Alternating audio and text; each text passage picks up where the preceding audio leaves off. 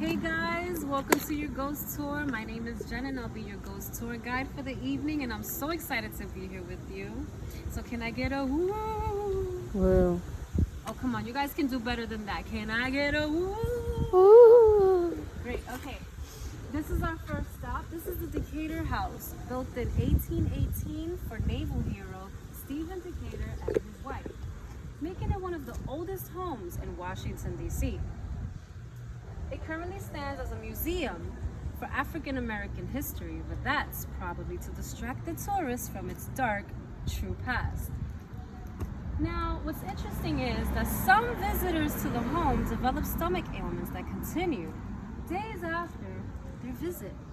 Symptoms ranging from nausea, sudden jolts, abdominal cramps, to having to hold onto the furniture to keep from collapsing to the floor or rushing out of the room to vomit.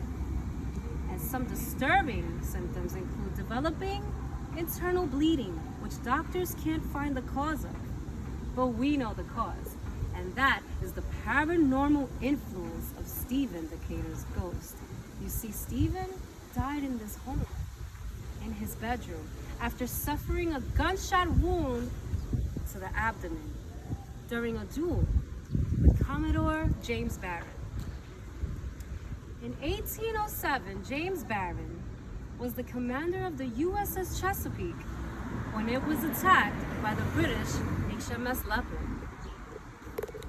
And on the ship, they tried men for being deserters, one of them by hanging, and 3 others by brutal punishment, which I can only imagine what that was.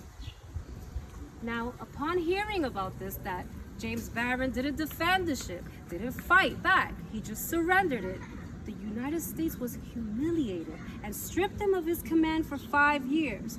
Now, who was on the jury that helped to convict James Barron?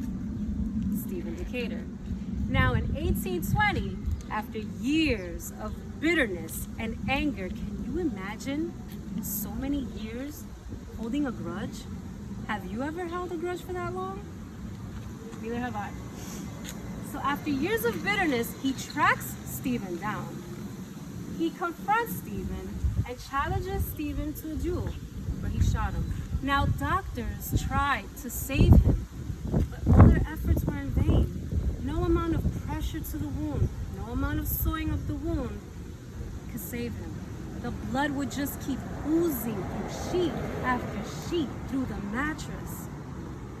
And some say they could even hear Stephen screaming at the top of his lungs, "I never knew a man could feel such pain!"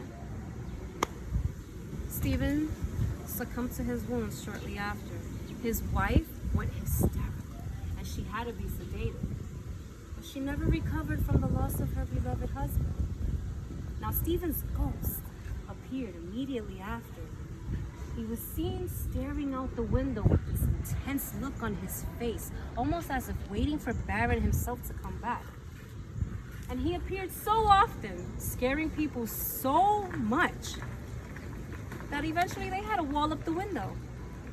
But some say you can still see Stephen's ghost leaving through the back door in the early hours of the morning, holding his pistol in his hand. Is he waiting for Barron? Is he waiting for his revenge? Does he have to relive those horrid last final moments of his life over and over?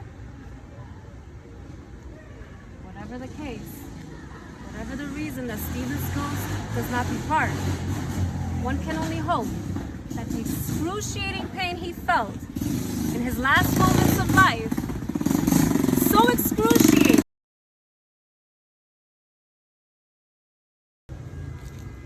excruciating, that guests feel it to this day. One can only hope he feels it no more.